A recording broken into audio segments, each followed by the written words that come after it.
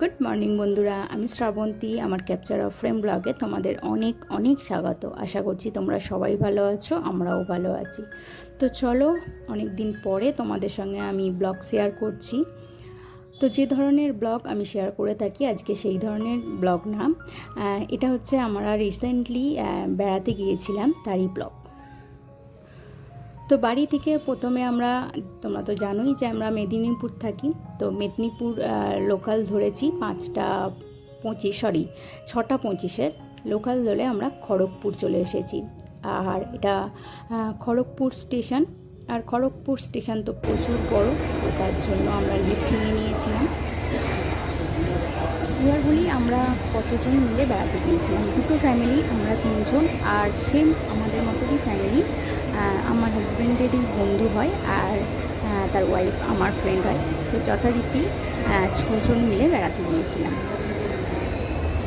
তো খড়গপুর স্টেশনে নামার একটাই কারণ, এখান থেকে আমরা এক্সপ্রেস ধরবো, জনশতাব্দী এক্সপ্রেস।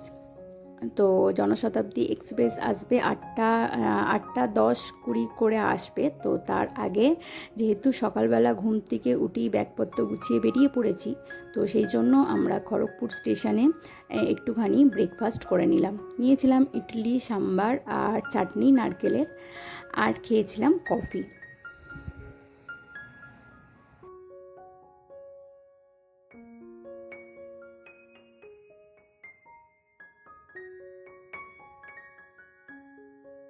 তো আমার মেয়ের মুখ দেখেই বুঝতে পেরে গেছো যে ওর কিন্তু একেবারেই ইডলি পছন্দ নয়। তো ও সেই জন্য স্যান্ডউইচ নিয়েছিল পরে গিয়ে। তো যাই হোক, আমরা অনেক আগে, ঘন্টাখানেক আগেই কিন্তু খড়গপুর স্টেশনে পৌঁছে গিয়েছিলাম। আর জনশতাব্দী এক্সপ্রেস একটু লেট ছিল, পুরো 8:20-তে ঢুকেছে। 8:05-10-এর মধ্যে ঢুকে যাওয়ার কথা ছিল।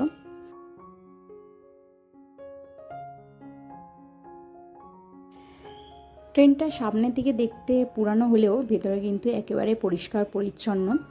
আর আমরা পাশাপাশি সিট পেয়েছিলাম।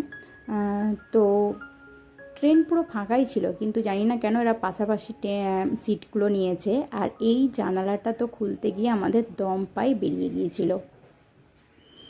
যাই হোক, এতটাই ফাঁকা ছিল যে যেখানে পারে বসছিল। আর একেবারে ঝাড়গ্রামের কাছে এসে ট্রেনটা দাঁড়িয়েছিল, আর সেখানে লোকজন উঠেছিল। তো ততক্ষণ পর্যন্ত আমরা যেখানে পারি সেখানে বসেছিলাম হেলান দিয়ে।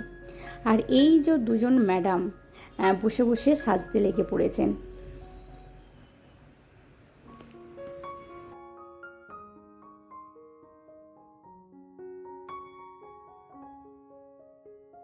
তো ক্যামেরার সামনে আসবে না বলে একটু লুকানোর চেষ্টা করছে, কিন্তু ক্যামেরাকে আড়াল করতে পারলো না। যাই হোক, এখন ওরা ওদের মতো সময় কাটাক, আর আমরা আমাদের মতো। তো ঘণ্টাখানেকের মধ্যেই প্রায় আমরা নির্দিষ্ট গন্তব্যস্থলে পৌঁছে গিয়েছি। তো এবার বলি আমরা কোথায় যাচ্ছি। আমরা যাচ্ছি ঘাটশিলা। তো প্রথমে মন্দারমণি যাওয়ার কথা হয়েছিল, তো মন্দারমণি থেকে ক্যান্সেল হয়ে ঘাটশিলা হয়েছে। আর দেখো, আমরা একেবারে ঘাটশিলা স্টেশনে নেমে পড়েছি।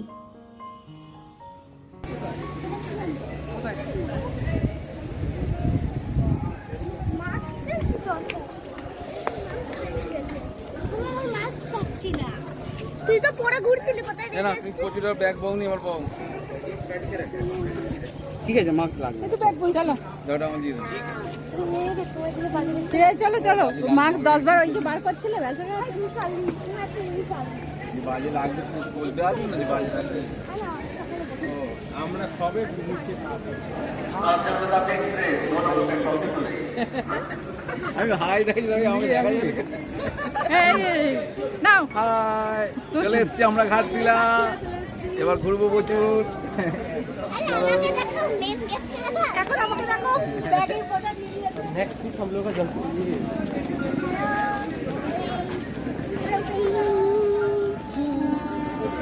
सुनना तुम लिए या भी रे।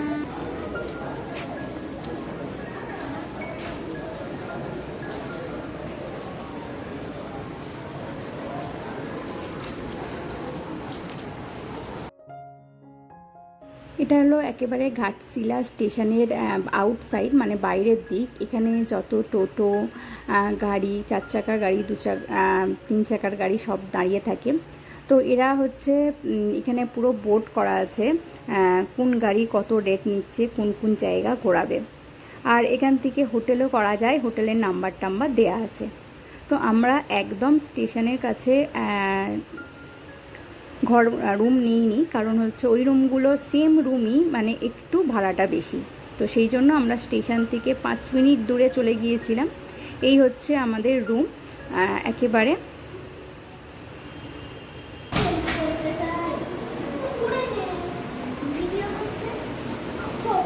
যতটুকু প্রয়োজন ততটুকুই আছে। একটা খাট আছে, একটা ড্রেসিং টেবিল আছে, অ্যাটাচ বাথরুম আছে, ব্যাস এটুকুই। আর এখানের আবহাওয়া এত সুন্দর, এসি একেবারেই প্রয়োজন নেই। আমরা এসেছি বলে গরম হচ্ছে, কিন্তু এখানকার আবহাওয়া খুব সুন্দর। আর আমরা যেদিন গিয়েছিলাম ঝিরিঝিরি বৃষ্টি পড়ছিল, পুরো একেবারে সুন্দর ঘোরার পরিবেশ।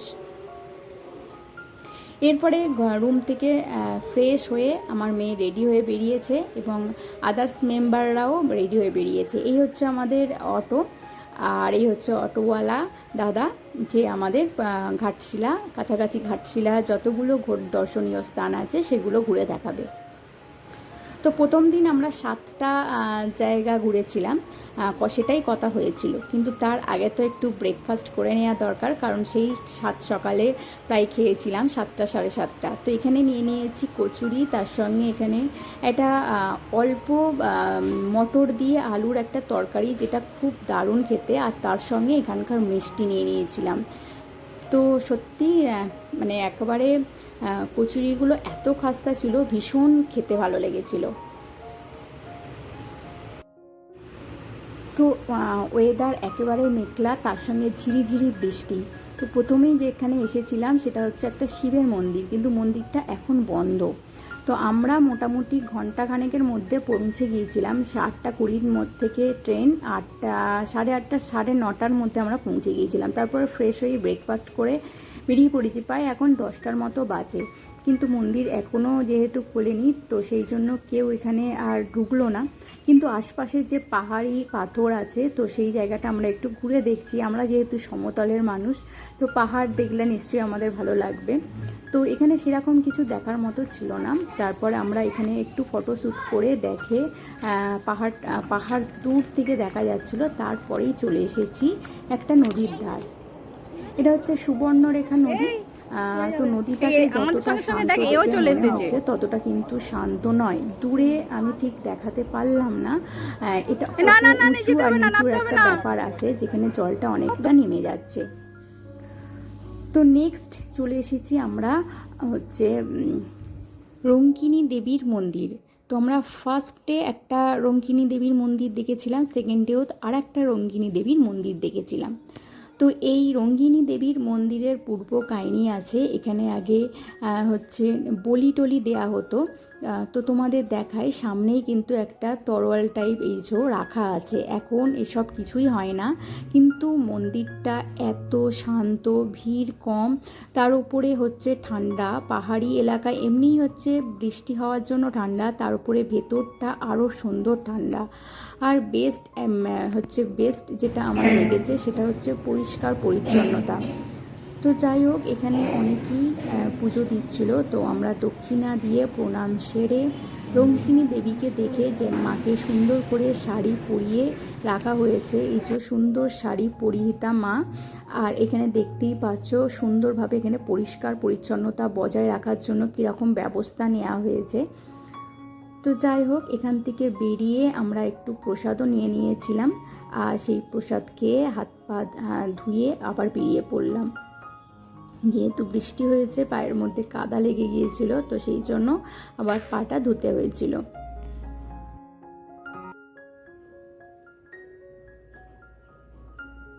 এরপর আমরা যেটা যাচ্ছি ফলস দেখতে, তার আগে কিন্তু আমাদের এটা ফলসটা অনেকটাই দূর, তার আগে আমাদের খাওয়া দাওয়ারও ব্যবস্থা করতে হবে, লাঞ্চ কোথায় করব।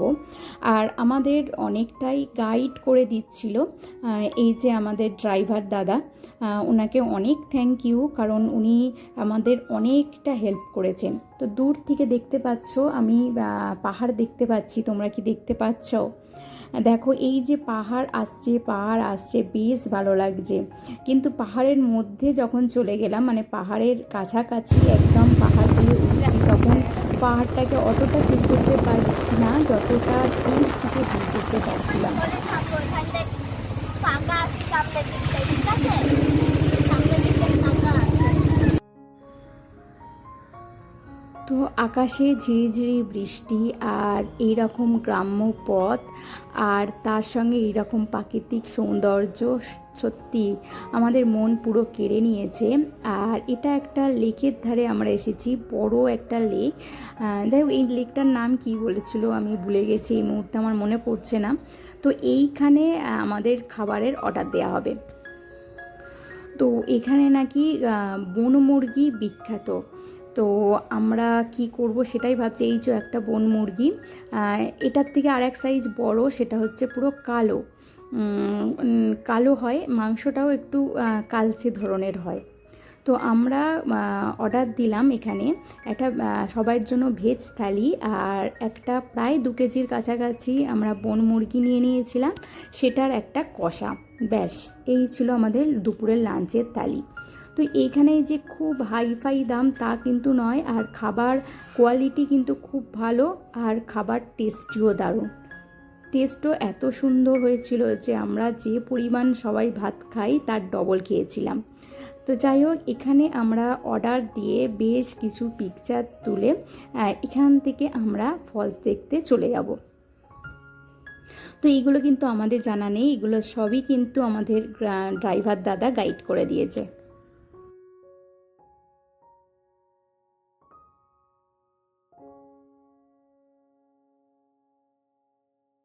তো এবারে আমরা রওনা দিচ্ছি ধারাগিরির উদ্দেশ্যে।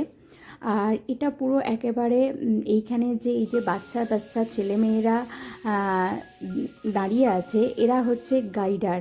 তো এরা কিছু টাকার পরিবর্তে আমাদের গাইড করে এই ধারাগিরি দেখতে নিয়ে যায়। দেখতেই পাচ্ছ একেবারে প্রকৃতির মাঝে এই ধারাগিরি। আর আবারও ঝিরিঝিরি বৃষ্টি শুরু হয়ে গেল। আর এখানে বাচ্চারা হাঁটতে গিয়ে ছাতা নিতে পারছিল না, তাই ফ্রেন্ড সে 2টো ছাতা নিয়ে সুন্দরভাবে নেচে নেচে চলছে। তো একেবারে এত সুন্দর মনোরম পরিবেশ যে কি বলবো, সত্যি মন একেবারে আনন্দে ভরে উঠেছে। এই যদি রোদ উঠতো তাহলে এই পথটাই কিন্তু আমাদের কাছে যাওয়া কঠিন হয়ে যেত। তো প্রত্যেকের হাতে ছাতা।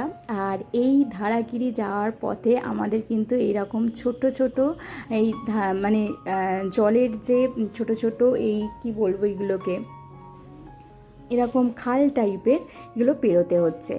তো আমরা সকলেই হচ্ছে জুতে, যেরকম ছোটোবেলায় স্কুলের সামনে বা স্কুলে যাওয়ার পথে জল জমলে আমরা হাতে জুতো নিয়ে যেতাম, ঠিক সেই দিনগুলোর কথাই মনে পড়ছে। আর এই ওপরের স্কার্ট পরা হোয়াইট আর ব্লু, এইটাই হচ্ছে আমাদের গাইডার।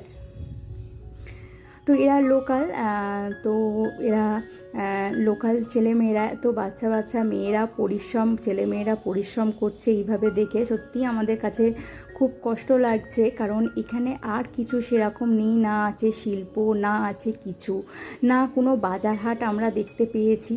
তো একেবারে সেই আমাদের শুরুতে স্টেশনের কাছাকাছি ওই দিকে 2-1টা অল্প বিস্তর আমরা বাজার দেখতে পেয়েছি। এখানে না কিছু শিল্প আর না জনবসতি আছে খুব অল্প, তারা চাষবাস করে খায়, পুরো একদম গ্রাম্য পরিবেশ। বুঝতেই পারছো এই বাচ্চা বাচ্চা ছেলেমেয়েরা কিছু টাকার পরিবর্তে কাজকর্ম করছে, মানে কি অবস্থা। যাই হোক, আমাদের গাইডারকে একটুখানি মানে খাওয়া দাওয়া করিয়ে তো যাওয়ার পথেই আমরা একটা চায়ের দোকান দেখতে পেয়েছিলাম। সেখানে ডিম টোস্ট, ডিম ভাজা, মেয়েটি ডিম ভাজা খেয়েছিল, আর আমরা একটু চা আর বাচ্চারাগুলো একটু স্ন্যাক্স খেয়ে আমরা অনেকটা পথ পাড়ি দিয়েছিলাম।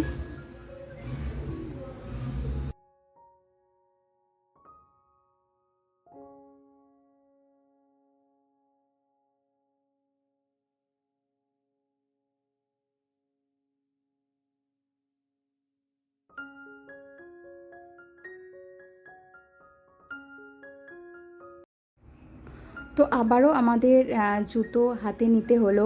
আর জলটা দেখতেই পাচ্ছ কিন্তু পরিষ্কার জল। এটা এখান দিয়ে যাওয়ার ফলে নোংরা হয়েছে ঠিকই, কিন্তু পরিষ্কার জল। এখানেই আমরা পাগুলো আরও ভালো করে ধুয়ে নিলাম, কারণ যেহেতু বৃষ্টি পড়ছে তো সেহেতু আমাদের একটু হাতে পায়ে কাদা লেগে গেছে। তো এখানে যারা বুট পরে এসেছিলো তারা মহা ভোগান্তিতে পড়েছে। তো আমরা লোকাল মানে ধোয়া যায় এরকমই জুতো পরেছিলাম, তাই আমাদের সেরকম কোনো অসুবিধা হয়নি। তো একেবারে আমরা ধারাগিরির কাছে এসে গেছি। তো বাচ্চা এবং এতটাই লোকজন সামনে ছিল, আমরা পিছনটা দাঁড়িয়ে একটু বেশ কিছুক্ষণ দেখলাম, তারপরে সামনে গিয়েছিলাম।